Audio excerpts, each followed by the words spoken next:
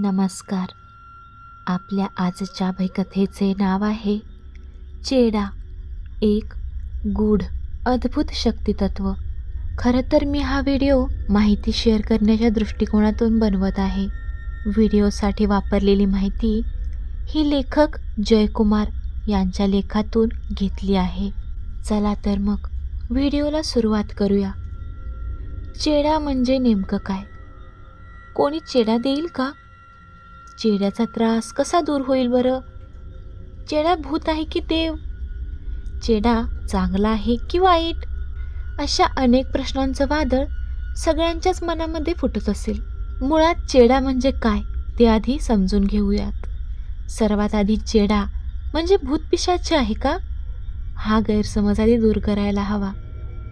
चेडा म्हणजे शक्तितत्व आहे. त्याची ताकद अफाट, अचाट आणि विध्वंसक आहे. त्याच्याबद्दल काही कथाही आहेत. असं म्हणतात की महाकालीचे दैत्य असुरांसोबत युद्ध झाले तेव्हा महाकालीच्या सहाय्याकरता महादेवाने आपले शक्तिशाली सैन्य पाठवले होते. ते सैन्य म्हणजेच चेडा. युद्धानंतर आराम करायलाही तत्व लहान लहान दगडगोट्यात विसावले आणि शक्तीच्या संरक्षण सेनेत मूळ गादीला जोडले गेले. त्यामुळे आदिमायेच्या शक्तिपीठात तसेच आदिमायेच्या रूपातील कुलदेवी व गावदेवीच्या मूळ गादीला चेडा हा देवीचा संरक्षक म्हणून जोडलेला असतो आणि तो आकारातही चालतो. चेडा हे अफाट, अचाट ताकद असलेलं शक्तितत्व आहे. सर्व शक्तिपीठांकडून आलेली ताकद, त्या जोडीला पंचतत्व व शिवतत्वाची विषादक ताकद, या सर्वांची सांगड होऊन निर्माण होणारं तत्व म्हणजे चेडा. तर चेडा विध्वंसक आहे का? तर हो. मूळ गादीला जोडून आलेला चेडा हे शक्तितत्व असून महाविनाशक आणि महाविध्वंसकारी आहे. एका क्षणात तो गावाच्या गावं नष्ट करू शकतो. दुसरी गोष्ट म्हणजे तो कधीही कोणाच्याही हाती लागत नाही. 5 तत्व आणि 10 दिशात मुक्त संचार असल्याने कोणी शोधायला आलं तरी तो कोणत्या दिशेला आणि कोणत्या तत्वात कधी जाईल हे सांगता येत नाही. त्याहून महत्त्वाचे म्हणजे तो कोणाच्या बंधनात राहत नाही. तसेच तो कधीच कुणाला जुमानत नाही, कधीच कोणाचं ऐकत नाही आणि कधीच मागेही हटत नाही. त्यामुळे चेडा महाविध्वंसकारी ठरतो. गावाच्या गावा नष्ट करण्याची ताकद असलेला चेडा ज्याच्या आकारात असतो आणि त्यात ज्यांना प्रसन्न होतो त्यांचा तो लेकरासारखा सांभाळ करतो. चेडा हा त्याचा लेकरांसाठी दयाळू, मायाळू, कनवाळू असतो. तो त्या लेकरांची आई वडील बनून त्यांची काळजी घेतो. कोणतीही संकट आपल्या लेकरांवर येऊ देत नाही. चाडी देऊन किंवा स्वप्नात येऊन लेकरांना संकटाची पूर्वसूचना देतो. त्यातून बाहेर यायचा मार्गही देतो. मेहनतीचं फळ मेहनतीची लक्ष्मी देतो. एकमुखी, पंचमुखी, द्वादशमुखी, कोलवणी, बंगाली, निर्वशी, पाताळी, अघोरी असे चेड्याचे वेगवेगळे 52 प्रकार आहेत. 52 चेडे म्हणजे काय आणि त्यांची नावे काय आहेत हे आपण पाहू. नंबर 1 एकमुखी चेडा. नंबर 2 पंचमुखी चेडा. नंबर 3 द्वादश चेडा. नंबर 4 कोलवणी चेडा. नंबर 5 बंगाली चेडा. नंबर 6 निर्वशी चेडा. नंबर 7 पाताळी चेडा. नंबर 8 पैलवान चेडा. नंबर 9 स्मशान चेडा. नंबर 10 अघोरी चेडा. नंबर 11 काळू चेडा. नंबर 12 बाळू चेडा. नंबर 13 लमाणी चेडा. नंबर 14 तेलीप बाबा चेडा. नंबर 15 सातमुखी चेडा. नंबर 16 11मुखी चेडा.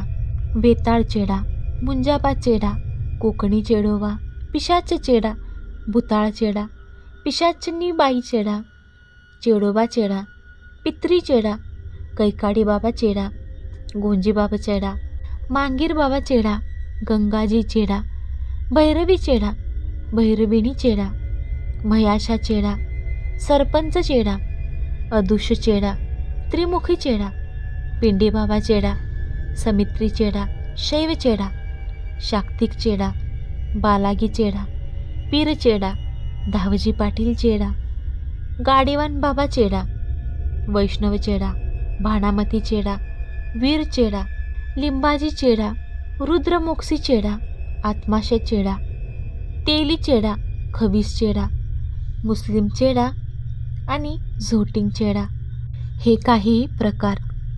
मूळ गादीला जोडून आलेले चेडे हे स्वयंभू असल्याने ते आपल्या आकारात संपूर्ण साज, संपूर्ण ताकद घेऊन स्थापन झालेले असतात. त्यामुळे ते ताकदीने जास्त प्रभावी आणि महाशक्तिशाली असतात आणि त्या संपूर्ण खानदानाची सुरक्षा करण्याची जबाबदारी ते घेतात. परंतु जरी संपूर्ण खानदानाची जबाबदारी घेतली असली तरी त्या खानदानात सर्वांनाच राजी होतील असं नाही. ती ताकद महाविनाशकारी असल्याने तिचा सांभाळ हा योग्य आणि निस्वार्थ व्यक्तीकडेच झाला पाहिजे आणि इतकी मोठी ताकद पेलवण्याची त्याचीही शारीरिक तथा मानसिक कुवत असली पाहिजे. म्हणून कुटुंबातील कोणा एकाला ते राजी होतात आणि तेही त्याची पात्रता आणि नीतिमत्ता बघून. तो आपला वाईट कामासाठी वापर करणार नाही हे बघूनच ते स्वतः त्याच्याकडे येऊन त्याच्याजवळ चालतात. चेडे हे महाशक्तिशाली असले तरी ते प्रत्येकाच्या आकारात असतीलच असं नाही आणि असले तरी खानदानात कोणाकडे जागृत असतीलच असं नाही. परंतु प्रत्येकजण काही समजुतीचे शिकार झालेले असतात. त्यांना माहीत असतं की चेडा खूप शक्तिशाली असतो.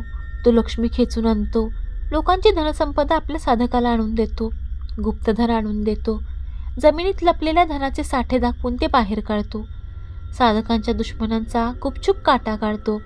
अशा अनेक ऐकीव गोष्टींमुळे सुरू होतो एकच प्रवास, तो म्हणजे एकच शोध. मला चेडा हवाय, कोणी चेडा देईल का? चेडा कुठं आणि कितीला भेटेल? मी खर्च करायला तयार आहे, पण मला चेडा द्या.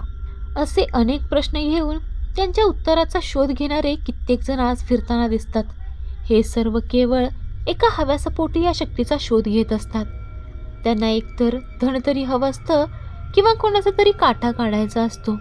त्याकरता ते जे महाविध्वंसक चेडा शक्ती शोधत असतात त्याबद्दल त्यांनी फक्त वाचलं किंवा ऐकलेलं असतं. त्याच स्वरूप त्यांची ओळख त्यांना नसते, खऱ्या खोटाची पारख नसते, फक्त असतो तो हव्यास. त्यातच पैसे घेऊन चेडा देणारेही भरपूर असल्याने कोणी त्यांना चेड्याच्या नावाखाली काही दिलं तरी ते त्याला चेडाच समजतात आणि समजा नशिबाने कोणाला खरा चेडा देणारा भेटलाच तरी तो स्मशान जागवून दिला जातो. देणारा तांत्रिक गोट्यात चेडाची पूर्ण शक्ती न देता त्याला चेडा हवा आहे, त्याला तो ज्या कामाकरता हवा आहे त्यानुसार बीजसंस्काराने तितक्याच प्रमाणात त्याला जागवून देतो. यात मुख्यत्वे ज्याला चेडा हवाय त्याला तो तामसी कामाकरताच हवा असल्याने तेच मंत्रसंस्कार संपुटित केले जातात आणि त्याला जागवलं जातं. पण अशा प्रकारे आणलेला चेडा हा बाहेरचा असल्याने मूळ मालकी त्याला आकारात घ्यायची राजी नसते. तो एक वेगळं कलम म्हणून जरी द्यायचा झाला तरी मालकी आकार कधीकधी त्याचा स्वीकार करत नाही. तेव्हा देणारा तांत्रिक त्याला फक्त पैशांची मतलब असतो. मूळ मालकीला समज न देता मालकीवर बंधन ठेवून बाहेरचा चेडा देतो. तोही ठराविक मुदतीकरता, वार्षिक, त्रिवार्षिक, पंचवार्षिक, एक पिढी, 3 पिढी, 5 पिढी अशी मुदत असते. त्याचा वार्षिक मानपान ठरवला जातो. चेडा हे कडव तत्व असल्याने त्याचा मानपान हा कोंबड्याचा असतो. बाहेरचा चेडा ज्याने आणला त्याचे सर्व तो कामं करतो, परंतु मूळ मालकीवर बंधन असल्याने खानदानातील वडीलकीमधील कर्त्या पुरुषाला किंवा सवाणशिनीला त्रास सुरू होतात. त्यातच ज्याने त्याला आणलं तो जोवर मानपान देणं घेणं करेल तोवरच ती ताकद तुमचं काम करते. एकदा का मानपान चुकला किंवा एखादी जरी लहानशी चूक झाली तर ज्याने तो बाहेरचा चेडा आणला त्याला अतोनात त्रास सहन करावा लागतो. अगदी इतका की ज्यात कुटुंबाच्या कुटुंब जीवानीशी नष्ट होऊन जातात. तसेच हे बाहेरचे असल्याने आणि ठराविक कामाकरता आणलेले असल्याने तुमची रखवाली करतीलच असं नाही. मूळ गादीला जोडलेले चेडे आपल्या लेकराला कधीच एकटं सोडत नाहीत, संकट येऊ देत नाहीत. पण बाहेरचे चेडे सरळ सरळ तुम्हाला एकटं सोडून जाऊ शकतात. त्यामुळे तुमच्यावर येणारी संकट ही तुमच्यावरच येऊन कोसळतात.